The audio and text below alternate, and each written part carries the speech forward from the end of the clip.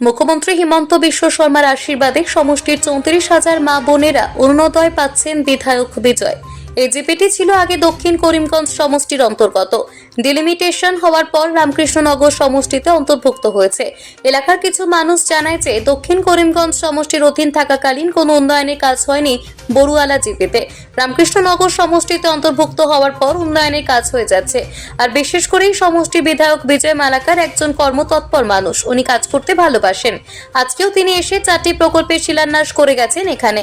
আগামী দিনে ওনার নেতৃত্বে বড়ুয়ালা জিপিতে আর উন্নয়নের কাজ হবে বলে জানান ওনারা।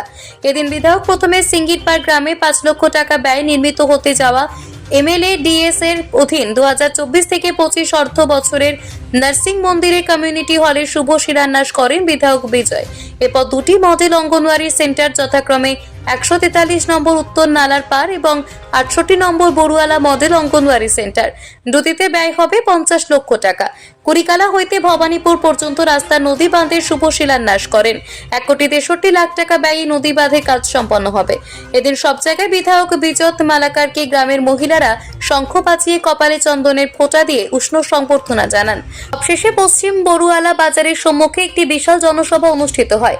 সবাই প্রথমে প্রদীপ প্রজ্বলন করেন বিধায়ক। এরপর নবনির্বাচিত বড়ুয়ালা জিপির আঞ্চলিক পঞ্চায়েত সদস্য, সভানেত্রী এবং অন্যান্য ওয়ার্ড সদস্যরা বিধায়ক বিজয় মালাকারকে বিভিন্ন উপহার সামগ্রী দিয়ে সংবর্ধনা জানান। স্বাগত বক্তব্য রাখেন রামকৃষ্ণনগর মণ্ডল বিজেপির সভাপতি প্রীতম পাল। মূল্যবান বক্তব্য রাখেন বিধায়ক বিজয় মালাকার।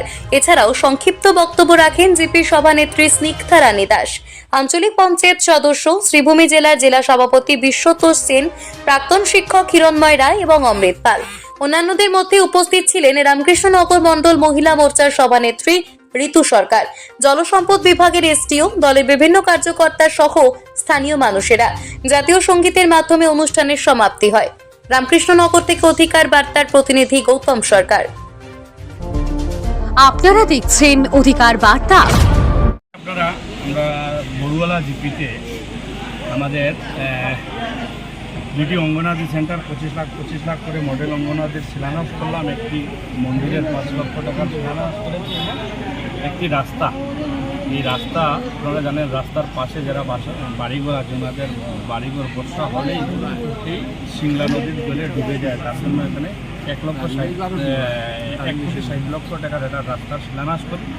আর আগামী দিনে যাতে খুব শীঘ্রই মানে 2 থেকে 3 মাসের ভিতরে যাতে এই মডেল অঙ্গনাদি সেন্টার বনে তৈরি হয়ে যায়, তার জন্য আমাদের যারা ডিপার্টমেন্টের মানুষ আছে ওনাদেরকে বলেছি। আশাবাদী আমি 2 থেকে 2.5 মাসের ভিতরে এই 2টা মডেল অঙ্গনাদি সেন্টারের কাজ সম্পূর্ণ হবে।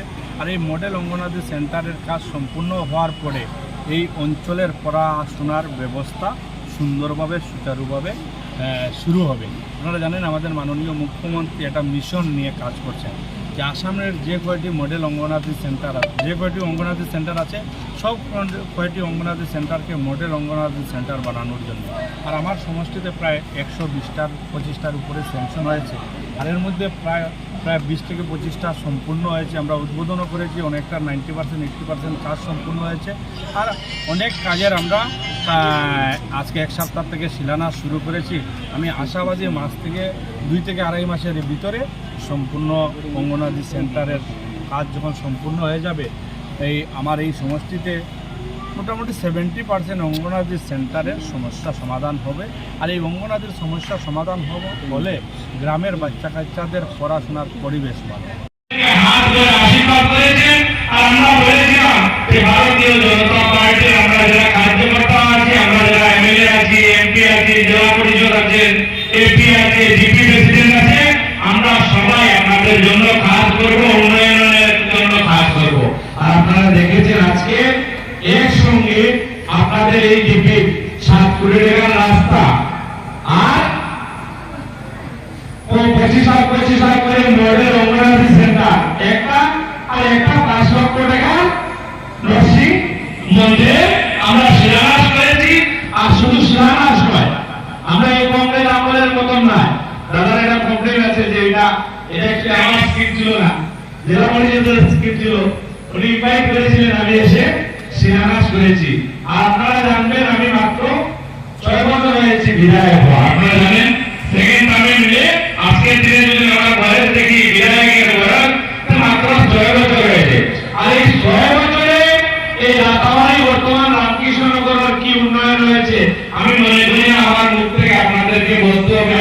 এরা দেখেছেন যে 5-7 বছর 10 বছর আগে 20 বছর আগে আতাবাড়ির রাস্তাঘাটের কি অবস্থা ছিল আর বর্তমানে বর্তমান রামকৃষ্ণনগরের রাস্তাঘাটের কি অবস্থা হয়েছে, কি পরিবর্তন হয়েছে।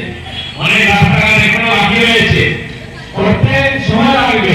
6.5 বছর সময় পেয়েছি, বাকি যা রয়েছে আগামী 5 বছরে এই রামকৃষ্ণনগর সমষ্টির একটাও রাস্তাঘাট বাকি রাখবে না, সব কয়টি রাস্তাঘাটে পরিবর্তন হবে।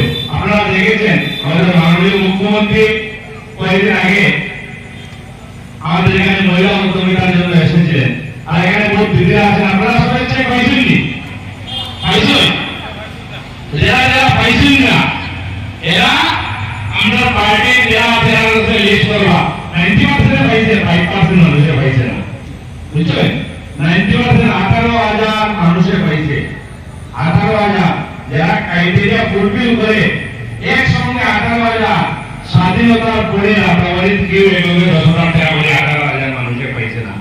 18,775 জন একসঙ্গে আর কাউকে 1 টাকা দিতে হয়নি। বাকি আপনারা যদি জাসিয়া দিয়ে না বলতে পারবেন, কিন্তু ভারতীয় জনতা পার্টির কিন্তু কার্যকর্তা আপনারা থেকে 100 টাকা নিচ্ছে না। এই সমষ্টির মাননীয় মুখ্যমন্ত্রীর আশীর্বাদে 34,000 মা বোনরা অরুণোদয় পাইরা প্রতি মাসে 1250 টাকা করে রাখেছেন বিভিন্ন বক্তা। আজকে মূলত আমরা এখানে এই জিপিতে উপস্থিত হয়েছিলাম 2টা অঙ্গনাদি সেন্টার 25 লাখ করে 50 লাখ টাকা শিলান্যাস করলাম এবং একটি রাস্তা বলতে ফ্লাড কন্ট্রোলের যেটার নাম ডিপার্টমেন্টে ডাইট করে ফ্লাড কন্ট্রোলের একটি রাস্তা। আপনারা জানেন এই রাস্তাটা বর্ষা যখনই হয় তখনই এই রাস্তার ওভারটপ করে জল ঢুকে এই অঞ্চলের মানুষের ঘর বাড়ি ডুবিয়ে দেয়। আর এই রাস্তাটা আজ থেকে 2-3 বছর আগে যখন বড় ফ্লাড হয়েছিল, আমি এই অঞ্চলে যখন ঘুরেছিলাম ফ্লাড দেখার জন্য, তখন আপনারা আমার কাছে ডিমান্ড করেছিলেন, আমারও নজরে ছিল যে আমি আগামী দিনে যদি সুযোগ পাই তাহলে এই রাস্তাটা যাতে মাটি বড়িয়ে উঁচা হয়, পরবর্তী সময় যাতে আমরা ব্লক বসাতে পারি, আর মাটি দিয়ে যখন উঁচা হয়ে যাবে তখন ফ্লাড হলে জল হবে না। পরবর্তী সময় আমাদের মাননীয় মন্ত্রী পিজি সরকারিকা মহাশয়কে বলি এবং মাননীয় মন্ত্রী পিজি সরকারিকা এই রাস্তার জন্য 1,60,00,000 টাকা মঞ্জুরি করে, আর আজকে আমরা এটা শিলান্যাস করি। 2 থেকে 3 মাসের ভিতরে এই রাস্তার কাজ সম্পূর্ণ হবে।